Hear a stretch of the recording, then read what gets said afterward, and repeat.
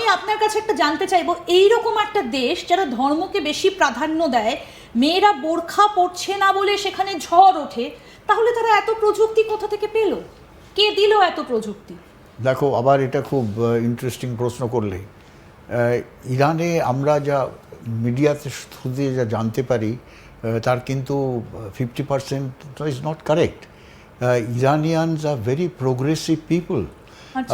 আর শুধু তাই না, তাদের সায়েন্টিস্ট, তাদের পোয়েট, তাদের আর্টের লোক, তাদের টেকনিক্যাল পিপল, ডক্টরস আর স্পোর্টস পারসন, কিন্তু অত্যন্ত মানে কি বলবো, ওয়ার্ল্ড লেভেল তাদের কিন্তু এই সমস্ত ইয়ে আছে। শুধু মহিলাদের ব্যাপার যেটা বললে, ঠিক আছে, মহিলাদের হিজাব ছাড়া। আমি মহিলাদের কথা এই জন্যই বললাম যে একটা জাতি তখনই শিক্ষিত হয় যখন সেখানকার মেয়েরা শিক্ষিত, মায়েরা শিক্ষিত, তখনই একটা জাতি এগিয়ে যেতে পারে, উন্নতি করতে পারে। দেখো, আমি ইনসাইড স্টোরি বলছি, তারা যে হিজাবটা পরে যখন রাস্তায় বেরোয় তখনই পরে, কিন্তু বাড়ির ভেতর বা যখন তারা পড়াশুনো করে বা তারা যখন সায়েন্টিস্ট বা সায়েন্টিফিক কাজ করে বা ডাক্তারি করে, তারা কিন্তু হিজাবকে খুব একটা গুরুত্ব দেয় না।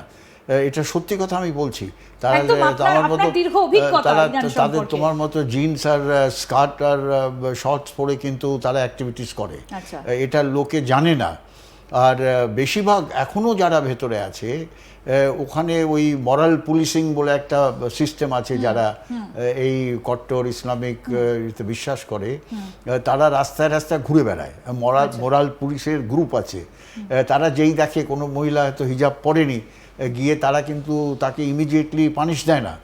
তারা বলে, আচ্ছা এটা পড়ো।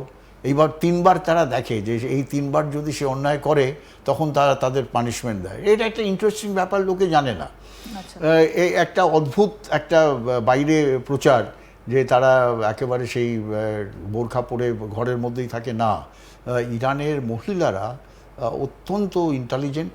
তারা ইরানের ডাক্তারি, ইরানের তোমার সায়েন্টিফিক ডেভেলপমেন্ট, খেলাধুলো, তুমি অবাক হয়ে যাবে, ইরানের মহিলা কাবাডি টিম আমাদের ইন্ডিয়ান টিমকে হারিয়েছে। ইরানের মহিলা কয়েকদিন আগেই তারা দেশে ফিরেছে। ইরানের রেসলার মহিলারা রেসলিং করছে ইরানের। তা এটা ঠিক ব্যাপার না, কিন্তু তারা তবুও তাদের যে খোমেনির যে সরকার, তারা তাদের একটা ওল্ড প্রিন্সিপালকে তারা ফলো করে সেখানে থাকতে চায়। কিন্তু ইরানকে এইভাবে আমরা যদি কাস্টিগেট করি যে এটা ভুল, যে তারা একেবারে সেই পাথরের যুগের ওই করছে, ডিসিপ্লিন করছে, মানে পুরো বিষয়টা হয়তো গোটা বিশ্বের কাছে আসে না।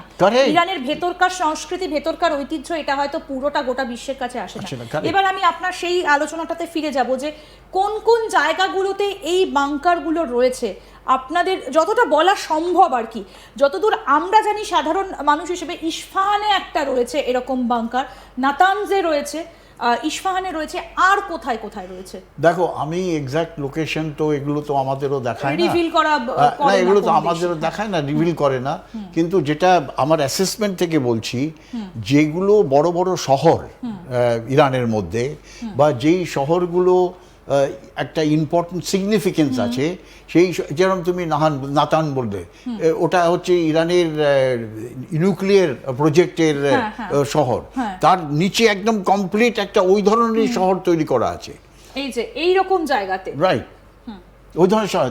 এই যে ইস্পাহান, এরকম জায়গাগুলো বেশ, Isfahan is very important place, যেখানে এরকম ভাবে আন্ডারগ্রাউন্ড সব বানানো আছে। তেহরানের চারদিকে বানানো আছে, সেটা আমরা একটু তেহরানে যাই। এই যে তেহরান, হ্যাঁ, তেহরানের চারদিকে বানানো আছে একদম কমপ্লিট। এই বেল্টে মোজাইকস বললাম না, যে 3টে 4টে 5টা এরকম মোজাইল গ্রুপ করে আন্ডারগ্রাউন্ড ডিফেন্স অফ তেহরান। কি তেহরান যদি, ওরা জানে তেহরান যদি ফল হয়ে যায়, তার মানে ইরান ফল হয়ে গেল। কিন্তু তা হবে না, যেহেতু মোজাইক সিস্টেম করে রেখেছে, ডিফেন্সের মোজাইক সিস্টেম, এক একটা জায়গা যদি ফলো হয়ে যায়, ধরো এই নাজাফাবাদ ফল হয়ে গেল, কিন্তু Isfahan still will keep fighting. এটা যদি ফল হয়ে গেল, এটা স্টিল কিপ ফাইটিং। তো এইভাবে ওরা ডিফেন্সটাকে অর্গানাইজ করেছে, which is a very very interesting thing. আমরা নিজেরাও জানতাম মাটির না। নিচে যে এরকম প্যারালাল শহর রয়েছে, এরকম কতগুলো রয়েছে?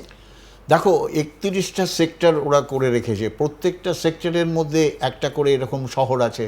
আর শুধু শহর না, এই মাটির নিচ থেকে যেখান থেকে যদি কোনো গ্রাউন্ড অফেন্সিভ হয়, ধরো tank, infantry combat vehicle, SP, artillery ইত্যাদি নিয়ে যদি অ্যাটাক হয়, তাহলে তারা গ্রাউন্ডের এই লেভেলে চলে আসে, ওপরের লেভেলে চলে আসে, সেই ওপরের লেভেল থেকে তারা ফাইট করবে।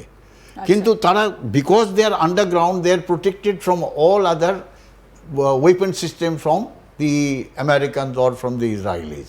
তা এইভাবে তারা, mosaic system is very interesting. এর আগে আমরা কোথাও দেখিনি, বিশ্বের কোথাও আমরা এই ধরনের ডিফেন্স দেখিনি, যেটা একটা ট্যাকটিক্যাল, আমি বলবো যে একটা অদ্ভুত একটা ব্যাপার, যেটা ইভেন আমেরিকা বা ইসরায়েলও এটা চিন্তা করেনি যে এইভাবে তারা মোজাইক সিস্টেম করে পুরো ডিফেন্সটাকে অর্গানাইজ করেছে। যার ফলে আমেরিকা যতই যা হাম্বিতাম্বি করুক, আমার যতদূর মনে হয় তারা গ্রাউন্ড অফেন্সিভ, মানে বুটস অন গ্রাউন্ড তারা ওখানে করতে, এই কারণেই কি ইরানকে এত ভয় আমেরিকার? Absolutely boots on. আর শুধু তাই না, দেখো আরেকটা জিনিস, এটা এখানে আমার অ্যাসেসমেন্ট বলছি, বলো বা না বলো, আমরা জানি বা না জানি, ইরানের কাছে যে এনরিচড ইউরেনিয়াম আছে, যে 500 কেজির মতো, সেই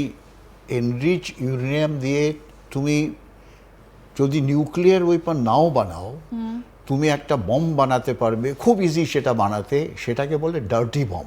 আচ্ছা, এখন ডার্টি বমটা কি আমি ছোট্ট করে এক্সপ্লেন করি। ডার্টি বমটা হচ্ছে যে something like a nuclear bomb, কিন্তু এটা যখন এক্সপ্লোড করবে, ওই যে আমি বললাম ব্লাস্ট আর হিট হবে না, শুধু রেডিয়েশনটা হবে।